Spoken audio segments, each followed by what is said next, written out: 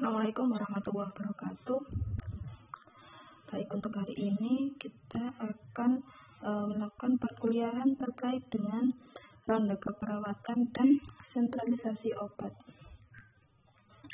Apa itu ronde keperawatan? Ronde keperawatan yaitu salah satu bentuk dari pelaksanaan MAKP primer yang bertujuan untuk mengatasi masalah keperawatan pasien ya. Jadi tujuannya untuk mengatasi masalahnya pasien. Siapa yang dilibatkan? Yaitu perawat primer, konselor, kepala ruangan, perawat asosiat, dan seluruh anggota tim kesehatan yang merawat pasien ya. Ada dokter, ada farmasi, ada gizi, ada fisioterapi. Jadi semua tim yang merawat pasien akan dilibatkan langsung dalam kegiatan ronde keperawatan ini. Bagaimana karakteristik ronde keperawatan? Pasien dilibatkan langsung dalam kegiatan. Ya, jadi karena fokus kegiatannya ini adalah pasien, sehingga pasien ini dilibatkan langsung dalam kegiatan, dikaji langsung oleh perawat dan tim kesehatan yang ikut dalam ronde tersebut. Kemudian PP, PA, dan konselor melakukan diskusi bersama. Jadi semua tim ronde keperawatan akan melakukan diskusi dengan tujuan agar masalah keperawatan pasien ini yang sudah dirawat beberapa hari atau beberapa minggu bisa segera terselesaikan. Kemudian konselor membantu mengembangkan kemampuan PP, PA dalam mengatasi masalah. Jadi nanti PP dan PA akan mendapatkan bantuan dari beberapa tim kesehatan bagaimana cara menyelesaikan masalah keperawatannya pasien.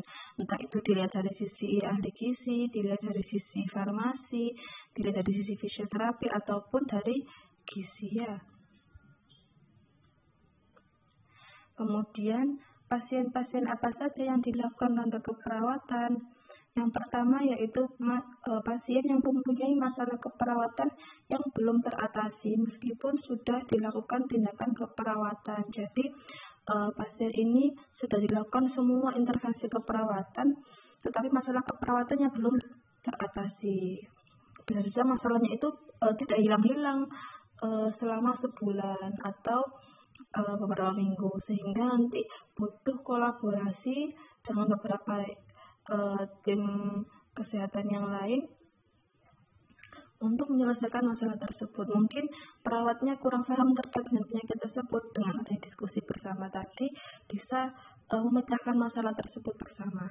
Kemudian pasien dengan kasus baru atau langka. Jadi mungkin ada pasien kasus yang baru atau langka, misalnya COVID-19, misalkan belum ada ini perawat, belum ada yang tahu bagaimana cara merawat pasien ini, maka bisa dilakukan ronde keperawatan dengan mengumpulkan semua tenaga kesehatan tadi, bagaimana cara merawat pasien dengan COVID-19 dengan masalah keperawatan tertentu. Jadi fokusnya tetap bukan pada penyakitnya, bukan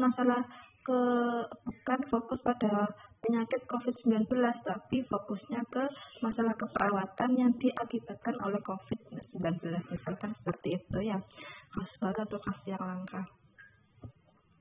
Tujuannya apa ronde keperawatan itu? Yang pertama, menumbuhkan cara berpikir kritis dan sistematis. Jadi ini akan memicu kemampuan berpikir kritis dari perawat. Bagaimana ini pasien yang dirawat itu biar cepat sembuh ya, bagaimana caranya dilakukan perawatan ini, diganti lagi intervensinya, diganti lagi kalau tidak sembuh lah.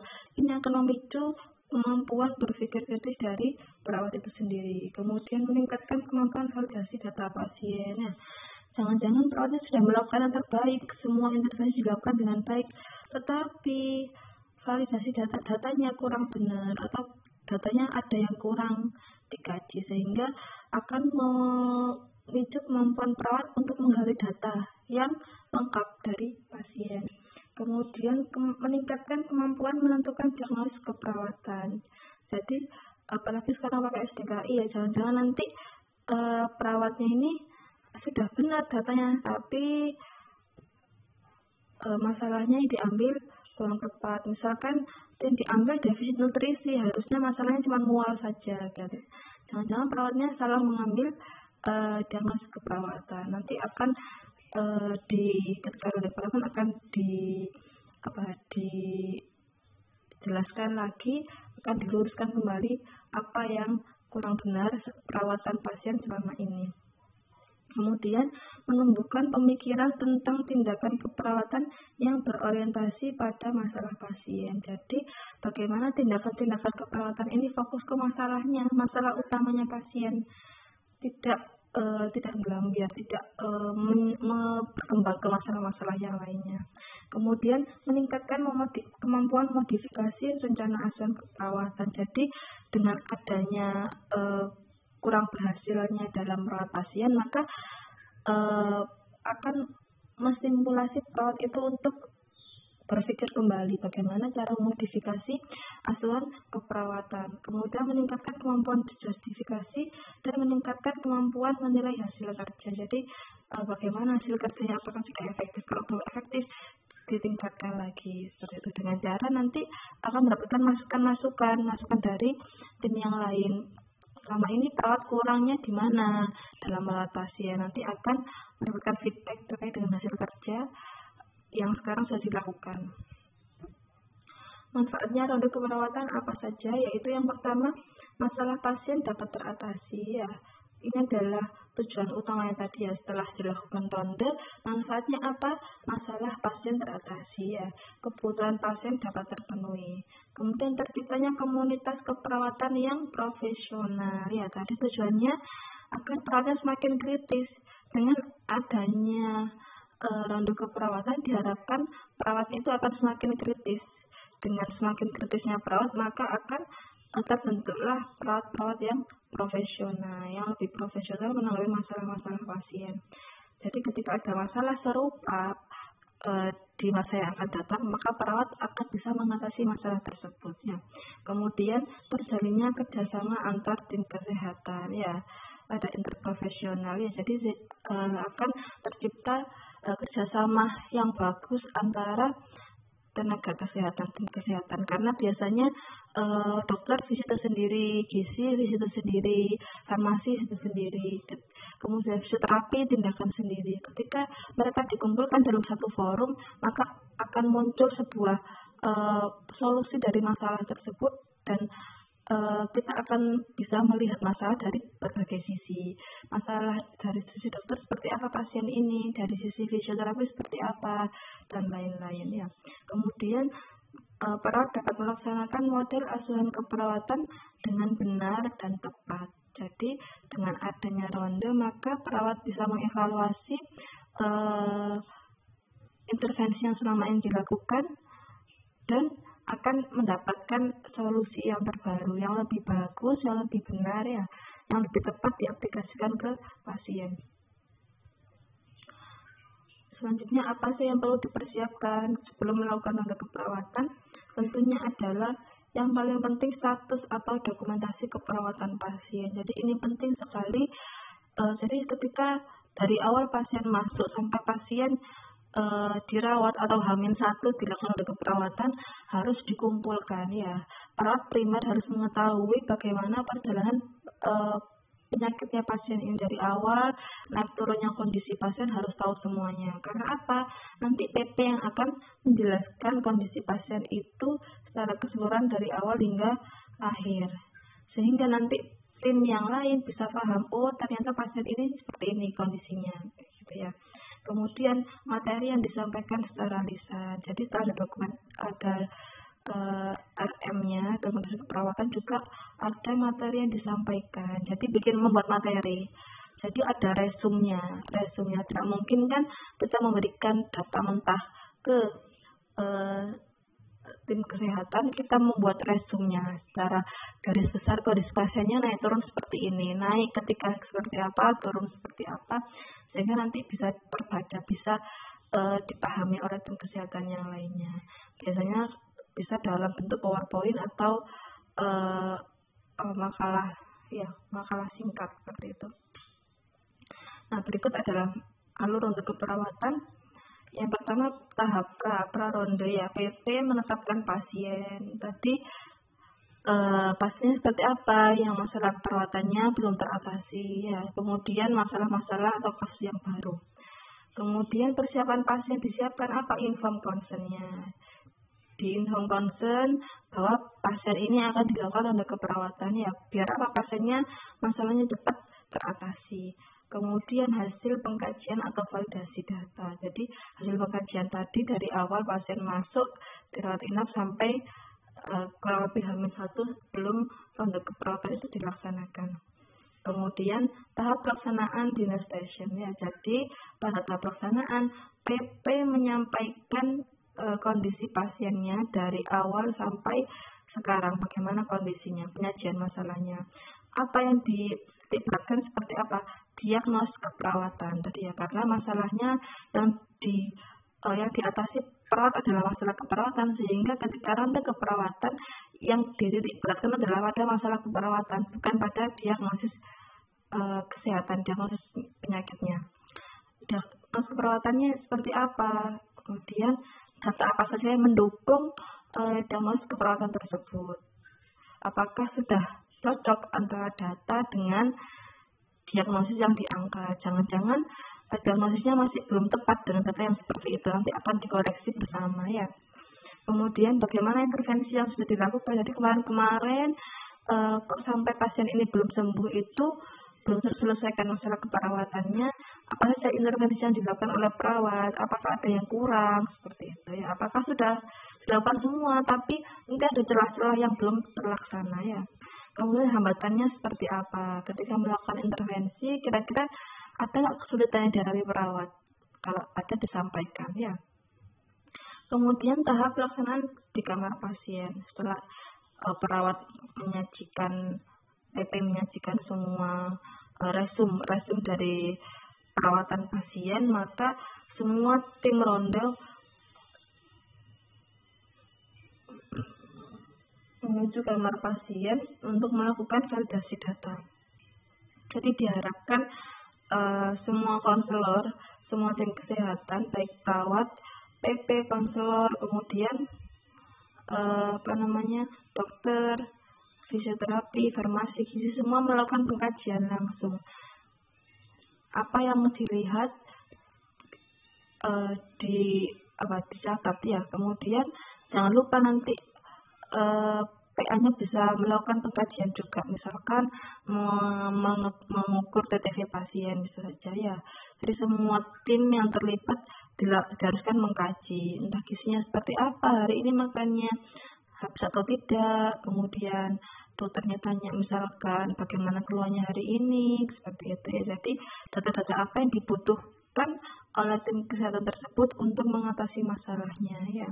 Kemudian lanjut diskusi di station lagi, ada pasca ronde, semua tim ronde kembali lagi ke nurse station untuk melakukan diskusi ya. Jadi tim ronde akan melihat tadi ya, setelah disampaikan oleh perawat primer seperti itu kondisinya, baru ke pasien dicocokkan apakah benar data yang disampaikan oleh PP tadi sudah benar dan aktual, kemudian benar-benar dirasakan oleh pasien ya. Sudah itu setiap tim kesehatan akan memberikan masukan sesuai dengan bidang ilmunya masing-masing. Dari dokter misalkan tadi sesuai dengan hasil presentasinya PP, hasil validasi ke pasien, dokter akan memberikan saran tertentu, misalkan dosisnya obat diganti atau seperti apa, gizinya juga gitu, apakah tipe dietnya diganti, fisioterapi, kalau misalkan butuh fisioterapi ya nanti akan memberikan masukan atau saran bagaimana perawatan selanjutnya untuk pasien ya. Kemudian kesimpulan dan rekomendasi solusi masalah, setelah sudah semua tim ronde memberikan saran, maka disimpulkan ya, ada di samping tim kesehatan ada juga perawat primer ya, perawat primer yang lainnya, yang mana PP yang lainnya ini bisa juga memberikan masukan ke PP yang merawat pasien. Barangkali PP yang lainnya ini pernah mengalami kasus serupa dan bisa mengatasinya. Jadi tidak hanya tim kesehatan tadi yang di luar ruangan tadi ya. Setelah itu diambil kesimpulan dan rekomendasi solusi masalah. Jadi dalam ronde ini yang bertugas sebagai moderator adalah kepala ruangan. Kepala ruangan akan memoderatori kegiatan ronde keperawatan dari awal hingga akhir sampai menyimpulkan apa kira-kira perawat PP ini harus ngapain aja. Ronde keperawatan ini PR-nya PP itu apa saja, nanti akan disimpulkan terakhir oleh kepala ruangan. Ini peran-perannya PP dan perawat asosiat. Ngapain saja? Menjelaskan data pasien yang mendukung masalah. Tapi ketika presentasi tadi ya, penyajian masalah. Menjelaskan diagnosis, intervensi, hasil yang didapat, rasional dari tindakan keperawatan yang sudah dilakukan itu, dan menggali masalah pasien yang belum terkaji. Nah, perawat konselor dan tenaga kesehatan lainnya perannya seperti apa? Memberikan justifikasi ya, memberikan reinforcement, memvalidasi kebenaran dari masalah dan intervensi keperawatan ya. Sudah benar atau tidak masalah keperawatan yang diambil, sudah benar atau tidak intervensi yang dilakukan, seperti itu. Kemudian mengarahkan dan koreksi, jadi mengoreksi dari semua yang sudah dilakukan oleh perawat primer. Kalau ada yang salah maka diluruskan ketika tahap diskusi. Kemudian mengintegrasikan konsep dan teori yang telah dipelajari. Jadi ketika ronde keperawatan tidak meninggalkan teori, konsep teori yang sudah ada. Meskipun yang dibahas adalah diagnosis keperawatan, akan tetapi dasar teori dalam tindakan yang akan dilakukan akan dibahas lagi secara detail. Apa rasional dari solusi-solusi yang akan disampaikan oleh tim kesehatan dari sisi keilmuannya. Baik, itu tadi terkait dengan ronde keperawatan. Selanjutnya yaitu terkait dengan sentralisasi obat. Apa sentralisasi obat itu?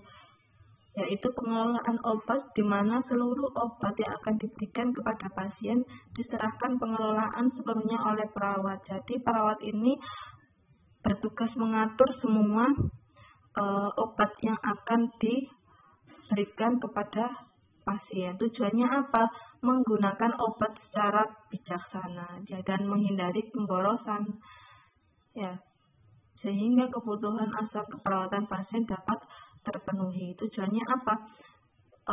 SO itu mengelola obat pasien ya, jadi akan tepat 6T1W dan dokumentasi hasil pengelolaan akan dilakukan dengan benar. Kemudian meningkatkan pengetahuan dan pemahaman PP dan PA dalam penerapan prinsip 6T1W. Kemudian meningkatkan kepuasan pasien dan keluarga atas asuhan keperawatan yang diberikan ya, karena pemberian obat itu juga masuk tindakan kolaboratif pada asuhan keperawatan, sehingga ketika pengelolaan obatnya bagus maka juga akan mempengaruhi kualitas asuhan keperawatan. Yang keempat yaitu meningkatkan kepercayaan pasien dan keluarga terhadap perawat dalam pengelolaan sentralisasi obat. Jadi semakin percaya pasien dan keluarga itu pada perawat. Misalkan keluarga sudah mengambil obatnya di depo, setiap kali memberikan obat perawat akan komunikasi, Bu, ini obat yang tadi yang sudah ditebus oleh keluarga saya masukkan, ini obatnya dijelaskan ini. Dengan seperti itu maka keluarga akan lebih percaya pada tindakannya perawat. Kemudian meningkatkan kepatuhan pasien terhadap program terapi karena sudah diatur oleh perawat, sehingga nanti akan berpengaruh pada kepatuhan pemberian atau kepatuhan pasien dalam mengkonsumsi obat. Nah, alasan pentingnya sentralisasi obat seperti apa sih? Yang pertama, memberikan bermacam-macam obat untuk satu pasien ya. Jadi pasien itu kadang-kadang satu kali minum itu banyak obatnya ya. Kadang ada obat A yang diminum pagi dan sore, ada obat B yang diminum hanya malam saja. Nah, ini yang obat oral ya. Dan nanti kalau misalkan tidak tersentral di perawat, nanti bisa saja keluarganya bingung ya, ini tadi pagi saja, ini malam saja, ini pagi sore malam. Jadi ketika sudah dihandle sama perawat nanti akan mengurangi kesalahan dalam mengonsumsi obat. Seperti itu, karena obatnya banyak yang dikonsumsi oleh pasien ya. Kemudian obat diberikan sebelum diagnosisnya pasti. Kadang-kadang masih suspek TB, suspek apa ya. Nah, biasanya sebelum diagnosisnya itu pasti atau sudah keluar diagnosisnya, biasanya dokternya itu memberikan resepnya, coba kasih obat ini, apakah sudah ya saya kasih obat ini, seperti itu. Karena memang belum pasti diagnosanya, karena cuma untuk coba-coba, maka tidak perlu dalam jumlah banyak. Nanti kalau sudah pasiennya merespon dengan obat ini, maka akan diberikan dalam jumlah yang banyak. Tapi jika belum pasti diagnosisnya, pasti akan dicoba-coba dosisnya tersebut.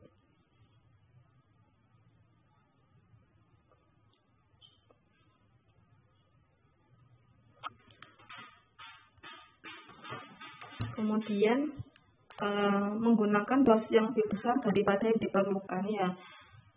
Diharapkan dengan adanya sentralisasi obat ini, maka penggunaan obat yang lebih dari dosis bisa dilakukan, ya. Akan lebih mudah dilakukan oleh perawat, ya. Nanti kalau keluarga sendiri yang mengatur, maka akan bingung.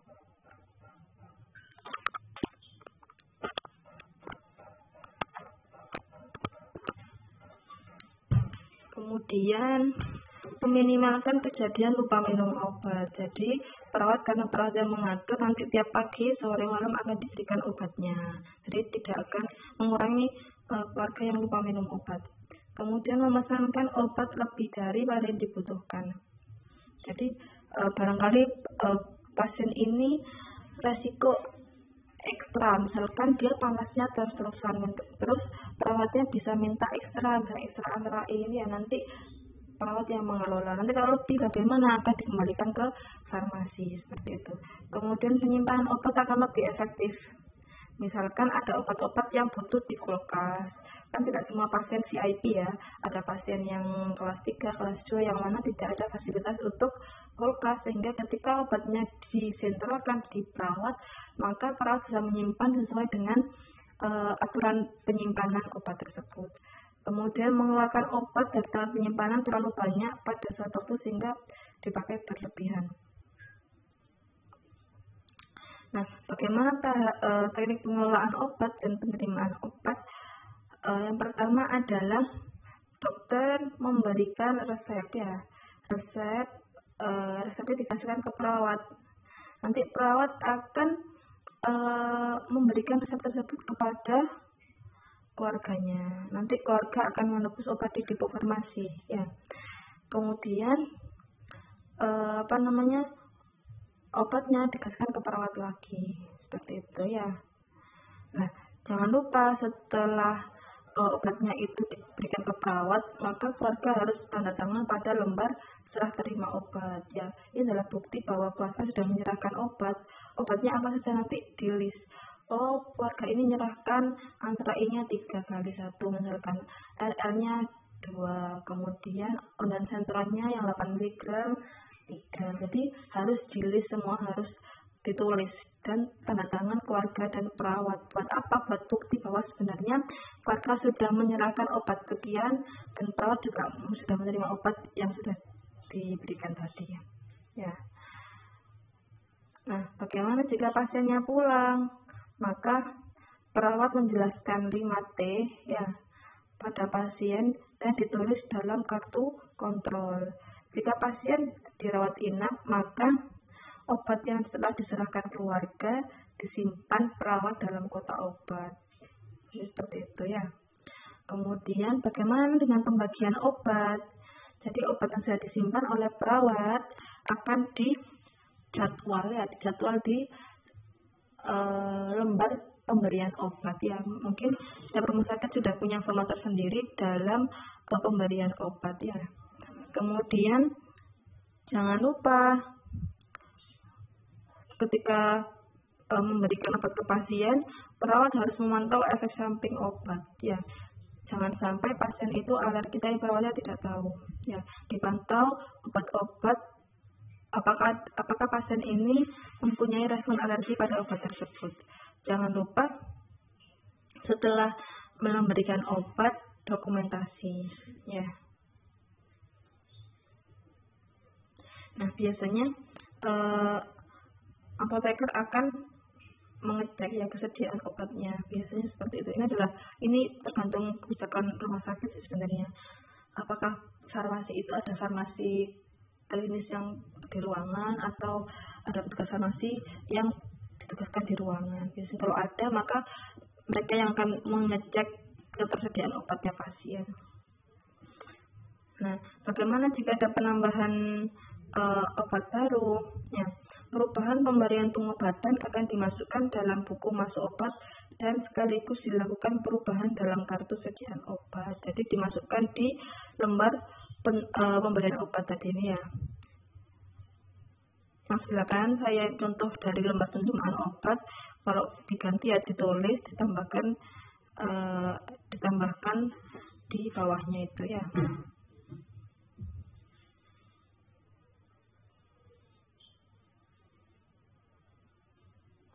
Kemudian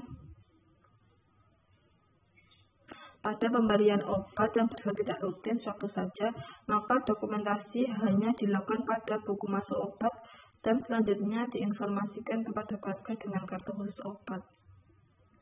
Nah, bagaimana dengan obat khusus?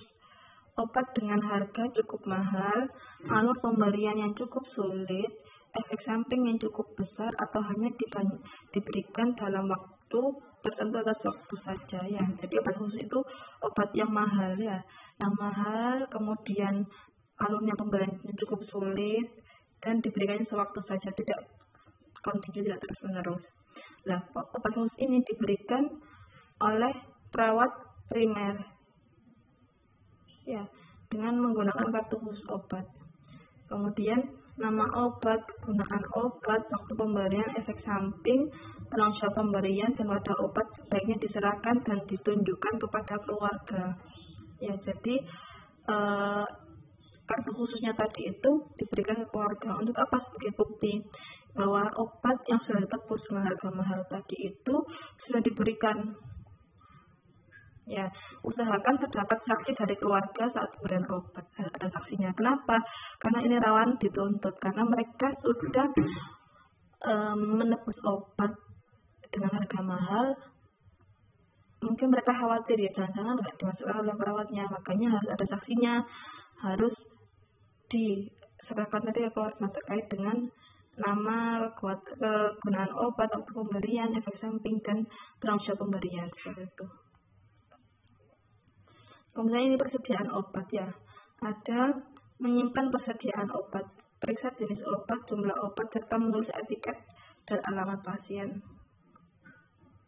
Biasanya ada ini ya, lacinya obatnya pasien, tempat menyimpan obatnya ya. Jadi tiap obat ditulisin jenis obatnya apa, jumlah obatnya berapa ya. Di etiket-etiketnya, biasanya sudah ada etiketnya. Kemudian sistem kartu persediaan pada stok obat dan alat kesehatan di ruangan ya. Ada sebuah kartu persediaan atau kartu stok kadang-kadang digunakan untuk mengganti buku besar persediaan ya, yang ada di gambar sebelah kanan. Biasanya ruangan itu masih punya yang kayak gitu. Jadi ruangan punya sendiri stok alat dan stok obat, yang mana ini digunakan jika memang obat yang di pasien atau alkesnya pasien itu habis. Jadi nanti tiap kali akhir shift biasanya perawat itu nulis jumlahnya berkurang atau tidak kayak gitu. Atau biasanya kalau memang sudah ada pihak farmasi di ruangan, pihak farmasi yang akan ngecek kira-kira stoknya ini kalau yang berkurang akan ditambah oleh perawatnya atau oleh bagian farmasinya. Kemudian lemari obat ya, ada lemari obat pasien, ada lemari pendingin ya, ada lemari freezer ya.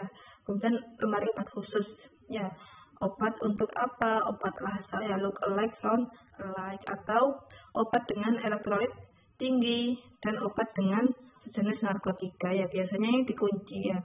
Biasanya ada kuncinya dipegang oleh kabin ya. Sehingga kalau misalkan mau mengambil juga nanti harus sepengetahuan kabin. Yang terakhir yaitu troli emergency. Ini juga seperti itu, ada kuncinya ya. Ada kuncinya, biasanya juga ada catatannya. Troli emergency ada obatnya adrenalin berapa ya. ada obatnya, dopaminnya berapa, dopaminya berapa, nanti akan dicek. Kemudian ketika ada pasien yang butuh obat tersebut, maka akan ditulis siapa pasiennya, berapa butuhnya, sehingga nanti sebelum ditutup trolinya akan diganti, sehingga tidak mungkin troli emergensi itu obatnya kosong, karena memang digunakan untuk kondisi-kondisi emergensi. Nah, ini adalah alurnya sterilisasi obat. Yang pertama tadi dokter memberikan resep ke keluarga yang menebus di apotek, ya dikasihkan ke keluarganya akan memberikan ke perawat, ya. Kemudian sembari memberikan obat ke perawat, maka akan dimintai surat persetujuan sterilisasi obat, lembar serah terima obat, dan buku serah terima termasuk obat. Setelah itu dilakukan pengaturan dan pengelolaan obat oleh perawat. Jadi perawat mulai mengatur obat yang diberikan ke pasien.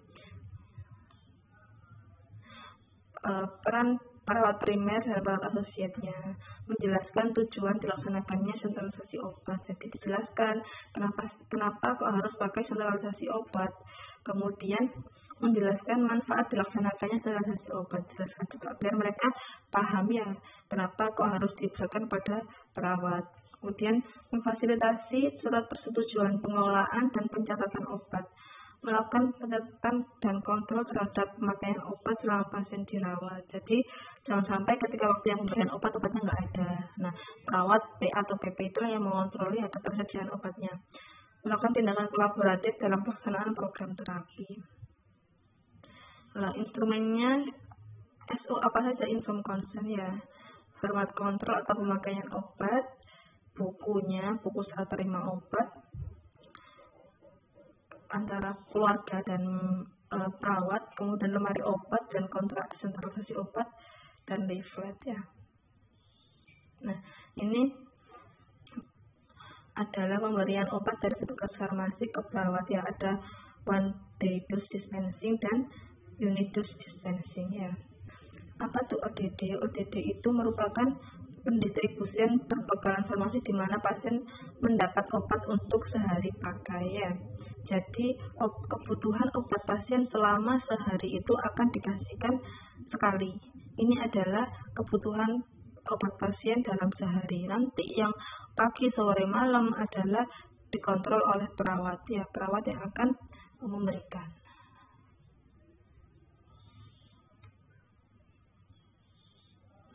Kemudian yang dispensing yaitu sistem distribusi obat kepada pasien rawat inap yang disiapkan dalam bentuk dosis terbagi siap pakai untuk pemakaian selama 24 jam. Jadi dosis sudah ada bagian-bagiannya. Oh, ini obat pagi, ini obat siang, ini obat malam. Jadi nanti perawatnya tinggal memberikan saja, tidak usah tidak usah membagi terlalu ribet, ya, kalau pakai UDD. Tapi yang itu tetap perawat ngecek dengan program terapinya. Jangan sampai meskipun sudah dikemas per pemberian, maka perawat tetap wajib mengecek, ya, program terapinya. Jangan-jangan ada dokter sudah visite, kemudian obat A di stopkan, nanti yang tahu adalah perawat. Jadi tetap dicek lagi obatnya. Kemudian nanti sudah ada etiketnya, ya, pasti ada etiketnya di kantong-kantong plastik. Dengan adanya sistem UDD di instalasi farmasi dapat memberikan pelayanan kefarmasian yang berorientasi pada pasien, ya, sehingga dapat meningkatkan kualitas terapi dan dapat mencegah adanya drug related problem karena adanya pengawasan dilakukan oleh farmasi sebelum obat diserahkan ke pasien, ya, seperti itu. Baik, mungkin itu dapat saya sampaikan terkait dengan sterilisasi obat dalam keperawatan. Saya akhiri. Assalamualaikum warahmatullahi wabarakatuh.